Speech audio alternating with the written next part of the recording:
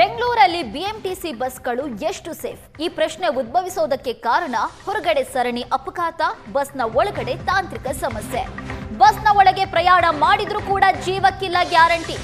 ಮೆಜೆಸ್ಟಿಕ್ನತ್ತ ತೆರಳ್ತಾ ಇದ್ದ ಬಸ್ನ tyre blast ಆಗಿದ್ದು, ಟೈರ್ ಸಿಡಿದ ತೀವ್ರತೆಗೆ ಬಸ್ನ ಒಳಗೆ ಛಿದ್ರವಾಗಿದೆ. ಜನ ಕೂರುವಂತ ಸೀಟ್, ನಿಂತ್ಕೊಳ್ಳುವಂತ ಹಲಗೆ ಎಲ್ಲವೂ ಕೂಡ ಪೀಸ್ ಆಗಿದೆ. ಬಸ್ನೊಳಗಿದ್ದ ಪ್ರಯಾಣಿಕನ ಕೈಗೆ ಗಂಭೀರ ಗಾಯ ಆಗಿದ್ದು, ಬಸ್ ಸ್ಥಿತಿ ಬಗ್ಗೆ ವಿವರಣೆ ನೀಡಿದ್ದಾರೆ ಬಸ್ ಚಾಲಕ.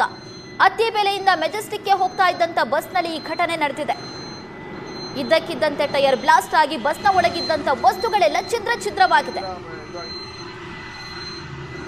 ಎಸಿ ಬಗ್ಗೆ ಹೆಚ್ಚಿನ ಡೀಟೇಲ್ಸ್ ಅನ್ನ ಕೊಡ್ತಾರೆ ನಮ್ಮ ಪ್ರತಿನಿಧಿ ಮುತ್ತಪ್ಪ. ನಮ್ಮ ಜೊತೆ ನೇರ ಸಂಪರ್ಕದಲ್ಲಿದ್ದಾರೆ. ಮುತ್ತಪ್ಪ, ಒಂದ್ ಕಡೆ ಸರಣಿ ಅಪಘಾತಗಳು, ಮತ್ತೊಂದ್ ಕಡೆ ಬಸ್ನ ಒಳಗೂ ಕೂಡ ತಾಂತ್ರಿಕ ಸಮಸ್ಯೆಯಿಂದ ಈ ರೀತಿಯ ಅವಘಡಗಳು. ಈಗ ಉದ್ಭವಿಸ್ತಾ ಇರುವಂತಹ ಪ್ರಶ್ನೆ, ಬಿಎಂಟಿಸಿ ಬಸ್ಗಳು ಎಷ್ಟು ಸೇಫ್ ಅಂತ, ಏನಿದೆ ಡೀಟೇಲ್ಸ್?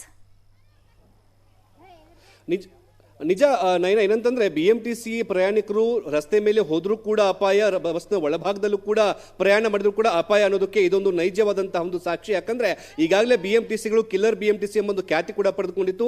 ರಸ್ತೆಯಲ್ಲಿ ಪಾದಚಾರಿಗಳನ್ನ ಗುದ್ದಿ ಸಾಯಿಸುವಂತಹ ಕೆಲಸವನ್ನ BMTC ಬಸ್ಗಳು ಮಾಡ್ತಾ ಇದ್ವು. ಆದ್ರೆ ಈಗ ಏನು ಅತ್ತಿಬೇಲೆಯಿಂದ ಮೆಜೆಸ್ಟಿಕ್ಗೆ ಹೋಗ್ತಿದ್ದಂತಹ BMTC ಬಸ್ನ ಟೈರ್ ಬಸ್ಟ್ ಆದಂತಹ ಕಾರಣಕ್ಕಾಗಿ ಬಸ್ನ ಒಳಭಾಗದಲ್ಲಿರುವಂತಹ ಸೀಟ್ಗಳಾಗಿರ್ಬೋದು, ಜೊತೆಗೆ ಪ್ರಯಾಣಿಕರು ನಿಂತ್ಕೊಳ್ಳುವಂತಹ ಪ್ರದೇಶ ಕಂಪ್ಲೀಟ್ ಆಗಿ ಛಿದ್ರವಾಗಿದೆ. ಆ ಒಂದು ಸ್ಫೋಟದ ತೀವ್ರತೆಯಿಂದಾಗಿ ಬಸ್ನ ಒಳಭಾಗದಲ್ಲಿದ್ದಂತಹ ಪ್ರಯಾಣಿಕರ ಕೈ ಮತ್ತೆ ಕಾಲುಗಳಿಗೆ ಗಂಭೀರವಾದಂತಹ ಗಾಯಗಳಾಗಿದ್ದು, ಅವರನ್ನು ಹತ್ತಿರದ ಆಸ್ಪತ್ರೆಗೆ ಸ್ಥಳಾಂತರ ಮಾಡುವಂತಹ ಕೆಲಸವನ್ನ ಆ BMTC ಚಾಲಕರು ಮತ್ತೆ ಕಂಡಕ್ಟರ್ಗಳು ಕೂಡ ಮಾಡಿದ್ದಾರೆ. ಜೊತೆಗೆ ಆ ಬಸ್ನ ಚಾಲಕರು ಒಂದು ವಿಡಿಯೋನ ಕೂಡ ಮಾಡಿದ್ದಾರೆ. ನಮ್ಮ ಬಸ್ನ ಪರಿಸ್ಥಿತಿ ಯಾವ ರೀತಿಯಾಗಿದೆ ನೋಡಿ ಅಂತ ಹೇಳ್ಬಿಟ್ಟು ಆ ಚಿತ್ರೀಕರಣ ಮಾಡಿರುವಂತಹ ವಿಡಿಯೋಗಳನ್ನು ಕೂಡ ನಾವು ನೋಡಬಹುದು.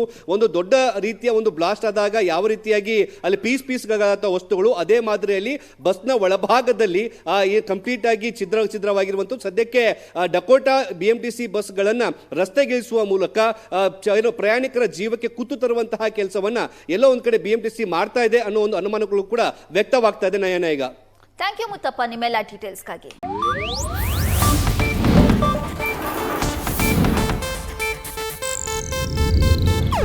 ಇದು ಏಷ್ಯಾನೆಟ್ ನ್ಯೂಸ್ ನೆಟ್ವರ್ಕ್ ಪ್ರಸ್ತುತಿ.